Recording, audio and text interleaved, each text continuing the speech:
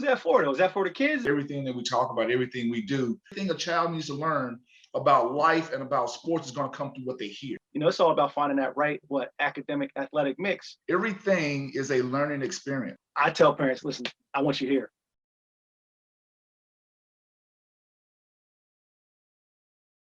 Man, listen, I'm ready to get into something else right now. You got me all amped up, ready. Let me So I'm hear. gonna Let throw me something hear. at you. I'm gonna throw something at you, right? Okay. So, and I like this episode. We might have to call this episode "Stepping on Toes" because I think that's what we're doing today, right? So let's get into it. You got a lot of people out there. So I ran into some people, recently, and I've been, this has been going on for years. Everybody thinks their kids should be playing up. Everybody's fascinated with playing up. Okay. So let's get it. So if we got new listeners, you don't know what playing up is, or you young parent, right? And you around other parents talking about playing up, what they talking about is you got an 11-year-old kid and they put them on the 13-year-old team or the 14-year-old team. All right. So that's playing up a level from where their age bracket is. So let's get into that. So I'm gonna let you fire away. So what's your thoughts about playing up? Well, my thoughts is this. First, that player has to have the ability. That's the first thing.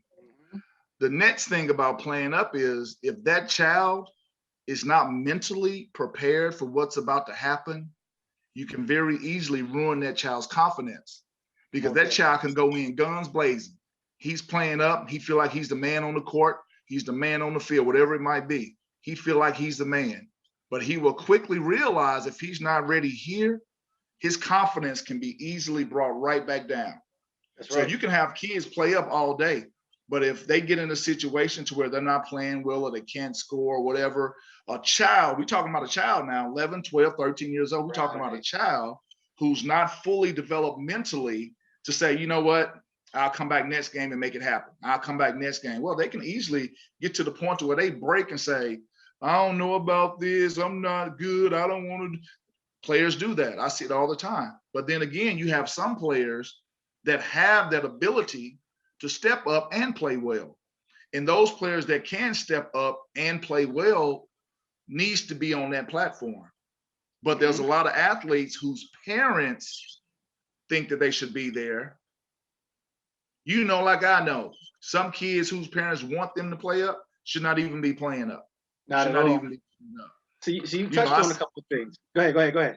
You have to know your child, but not just know your child. You got to know your child's capability in comparison to other people. So you as a parent has to not only watch your child, you got to look at the competition your child is going to be facing and then figure out how your child size up to everybody else before all of a sudden you start to say, I think my child can do this. I think my child can do that. Let's check everybody else first. Yeah. So now this parent is number one, to your point, they're a master assessor, right? They can assess everything at that point. But then it comes down to you. They might say, but the only person who says they're playing up is that coach, right? Because that coach got to accept that kid onto his or her team, right? And then to your point, from the mental aspect, if you're the parent who believes your kid should be playing up, and they do play up, it's your responsibility to maintain the support, the mental support, and provide that stability to the kid, right? And so you got to understand how to do that as well, right? Because how many times because a lot of times when you see it, that parent that wants the kid to play up, when the kid is not doing well, they dogging that kid, all up in that kid. You got to go. Nah, time out. The kid didn't choose to, the kid may have made a choice to go there, but you ultimately said, that's where I'm going to put my kid. So then when you do that, you're taking on the responsibility of providing that support for that kid, the proper support for the kid. Now, I'm not going to tell you how to raise your kid, but what I'm going to tell you is what I've seen. I've seen these kids get dogged out. And then what happens? Okay, the love of the game starts to go a different direction, right? So there's a whole lot of things that go on with that playing up thing. Now, here's what I'm going to tell you. And listen, if you're 7 years old, if your kid is 7 years old, 8 years old, and he's beyond the development of most 7 and 8 year olds, all right, throw him up there with the 9, 10, if it makes sense.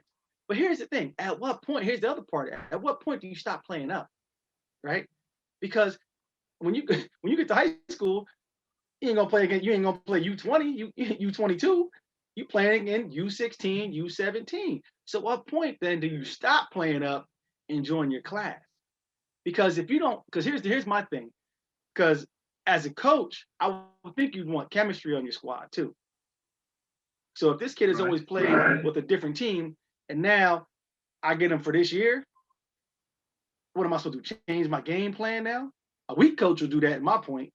You know what I mean? I'm like, listen, man, let's get these kids rocking and rolling a couple years together so they know each other.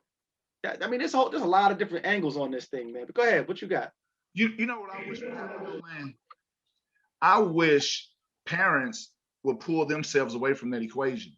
Yeah. And what I mean by that is, I think coaches should get more involved to approach the parent and to approach the child and say, hey, I want you to play up on my team. But think about what you said. When that child is not playing well, now the parent is dogging that child on the sideline. That's only because the parent has put that child on Front Street, Right. wanting that child to play up. And everybody in the stands is watching the game know that this is a younger child that's playing up. So when that child is not playing well, that parent feels the heat.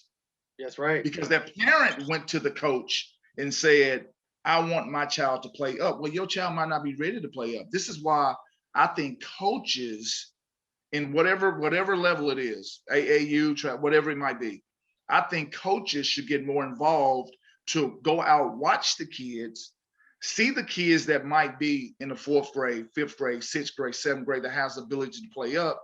And then that coach approach the parent or that child and talk to them about playing up. That way the parent is removed completely out of the equation and the responsibility falls on the person that it should fall on, which is the coach.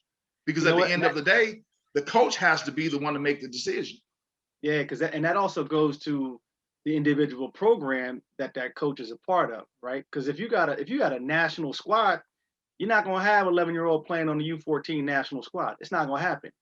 But if you got a pretty good regional team or something like that, and that's what's going on in that neck of the woods, then that probably makes more sense, right? So it all depends on, because that level of that program has to be factored in too, right? Especially if you're a new program and you're trying to grab some kids, you got a kid and it, you might have some weaker links at the little older kids, but if you got a younger kid who can rock out with them and help it out, then that makes sense for what's going on in that situation. But to your point though, when we put these kids right there on Front Street and you're adamant about it, and your mindset is, oh, my kid, because the thing is, oh, my kid plays up. My kid plays up. I don't care, right? Because that doesn't matter. What matters is this kid getting better, right?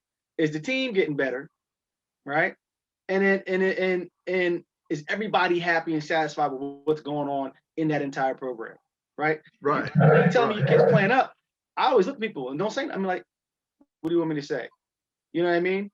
Parade was last week. You missed it. The up parade was last week. You should have been here. It was hot. It was hot, but you missed it. What am I supposed to say? You know what I mean? But yeah, that's crazy, man. Everybody want to play up. I mean, it's like, I get it. If you're 7 years old, play with the 9s. But once that, because here's the thing too. You never know what other people are doing when you don't see them. Because how many times have we seen the top 8th grade player in the country be the #1 high school player in the country? So, quote unquote, #1, right? I don't do the rankings because NCP, we don't rank. We rate the kids and give them some value feedback. Ranking means I look at every kid, but you know what it is. We've had this thing for years. These rankings have been around forever.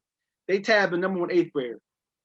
I remember when LeBron was in 8th grade, and I remember when LeBron was a senior. I don't know anybody else I've ever seen like that. No. Right? So all that craziness, it means nothing because at the end of the day, them kids that was hot at 13, okay, that 13-year-old who might not have been as hot as that kid, but guess what? He bust his backside for a minute, 2 years, 3 years. Now look at him, killing. And where's that kid that was put on that pedestal, right? Because I've seen a lot of kids. You've seen it too. A lot of kids, 7th grade. Oh, this kid's gonna be everything. He's gonna be all that. Yo, watch what he's doing. Oh, he was nice there. Yo, the kid was nice at 12. Find him out. He's at 17. He still look 12. You know what I mean? Yeah. Come on, man. What are we talking about right now? So playing up, it has its advantages, got its disadvantages, but you got to be smart about the whole thing. Man, and I see that so often, man, in middle school ball and in high school ball, especially in this area where, you have a kid who's dominant at that particular year, but 2 or 3 years down the road, it's like they have not developed. So Right. now I ask myself, what was it that caused them to not develop? Was them getting complacent? Was it the people filling their head, having them think that they was better than everybody else, and they felt as if they didn't have to work quite as hard? What is it about athletes that receive the recognition, but then a year, 2, 3 years later, that same child is not the same child per se 2 or 3 years later because they just haven't developed? We see I it a see lot. that so often with Yeah. athletes in this area, to where they have the talent, they have the ability, but somewhere along the way, they get complacent. They stop working, they stop being hungry, they lose that drive that they had that got them to that point, and they just quit working out, quit doing it. I would never understand that. You know, and there's so many I don't think we can explain it all because there's so many variables. And I think what happens a lot of times from my experience and seeing different things too is those kids do get put on a pedestal and they're tabbed who, you know, whatever it is before they get to a certain point. And then when they get to those points, it's assumed that they're rocking and rolling and can do it, right? Mhm. Listen, we can talk about Ja Morant right there in the back, right there hanging with Zion. You know, look at them jokers. He was found in the back gym by a coach. Mhm. In the back gym, auxiliary gym. Like nobody was gonna watch it. If that coach from Murray was it if Murray hadn't walked in there, he wouldn't we wouldn't know who Ja Morant is right now. But you You know know the what I thing about Job, mean? man, is that He I worked. remember seeing a video on Job where his dad set up a workout facility in his backyard. Hmm. And he was out there doing box jumps, pull-ups, doing stuff in the backyard. He didn't even have a gym. Wasn't Right. even working out in the gym in high school. He set up camp in the backyard Hmm. and was putting in work. His dad was taking him through stuff daily in the backyard. And like you said, the coach found him in the back of the gym. Back at the gym. And now he come full circle. He's one of the top players in the league. I didn't hear anything about him until his senior year. I didn't know anything about him until senior year. Yo, because he grind. My collar's all jacked up. My bad. Because he grinds, man. He's a grinder. He had that grind in the backyard. There's this kid, no pub, not like that. I'm not trying to pub anybody, but I've seen something similar. This kid named Nemo Squire, right down in South. I think it's in Dillon, South Carolina. Little young running back. Dad always post stuff, on Facebook and everything. And I look at it, same type stuff. Backyard, getting it. I mean, getting it, right? And now I see him getting letters, getting offers. You know, I think he can play at a high level. He's getting some D1 love, but I think he can play at even higher level than what I see that they're posting on it. But to your point, when you see that kind of grind and that love for the grind, see that's the thing. That love, and you don't and you're doing it in your backyard, meaning you ain't doing it for everybody else. You're doing it for yourself. Not to Now be seen. you do it for yourself. That's the game changer, right? And it's not even about playing at the highest level. That's about your success individually and where that Mhm. puts you mentally. You know what I mean? Because that's what it's all about. But oh man, this is You great. know what, man? I when I first started training, I used to always post videos of my training sessions, Yep, for people to yep. see, and then I got to the point, if you think about it, you haven't seen a whole lot, or if any of my videos within the last year to 2 years. Yeah, and I'm You glad know you what I'm stopped posting. I was like, man, I'd be here like, man, stop posting your saying? videos, man. Stop posting your videos. But watch this. I quit posting because I didn't want other people seeing the athletes who was putting in the work. Right. And now they come 6 months to a year later, they see these athletes and they're like, man, I saw this guy last year. Man, he's a different player. That's Yep. the only reason why I quit posting stuff. Before I would post it for advertising, just to let people kind of see, what it is Hmm. I'm doing. But then I got to the point, I said, you know what? I don't want nobody knowing what these other athletes are doing. That's right. So when you step in front of them, you're going to be like, man, where this kid come from? He wasn't like this last year. So I'm a transition real quick, right? Because now we can talk about thievery too on the training tip. Listen, and there's nothing wrong with that, right? Because if I see something that you're doing and I like it, I'm like, yeah, I'm gonna have to implement that. But the difference is if you don't know the whys behind something, behind you implementing something, you're hurting somebody. You're hurting somebody because they might see your drill, like, all right, everybody start doing this, have no clue why they're doing it. So now everybody's doing it wrong, right? And it ain't doing no good.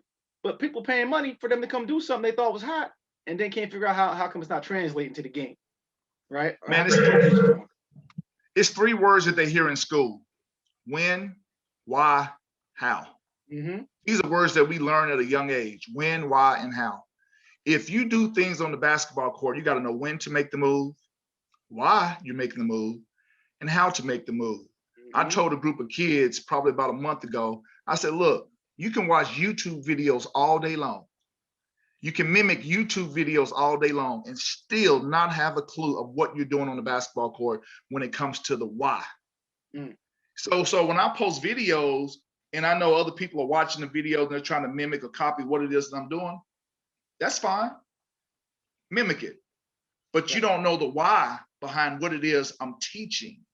So you can look at it, copy it all you want, but you might not know anything about the rhythm and time. You might not know anything about the change of direction. You may not know how to use the wording or what I'm using in verbatim to get the kids to understand. A lot of times in my training session, to get the kids to understand what I'm doing, I give analogies, because you got to think about the mind of a child. The mind of a child is not fully developed, which means they have to have a creative imagination to try to figure out what it is you're asking them to do. So when I use a lot of analogies in my training sessions, you can almost see when that light bulb go off in their head and they say, oh, okay, now I understand. So you can watch videos all day long. You can look at my videos. You can look at YouTube videos. You can look at Steph Curry videos or anybody's videos. But if you don't know why, when, and how, then you're still lost as a basketball player, because there's something that's called basketball IQ. I see cats on the basketball court, man, going behind their back at the wrong time, trying to do combination dribbles in one spot, and you haven't even went nowhere. And I'm like, yep. Oh man, you talking about pet peeves driving me nuts. Like I said, I watch a game with my dad. He'd be like, man, he have a fit on people. But he'd be like, what you doing that for? You going behind the back end for what? You gonna for what? You know what I mean? And I mean, listen, that's good stuff right there. I love it. I love it. Woo! All right, man. That's another one. Let's shut it down and let's regroup and get back to something else. Let's step on some toes today. We're talking about we are at table talk, stepping on toes. Holla back.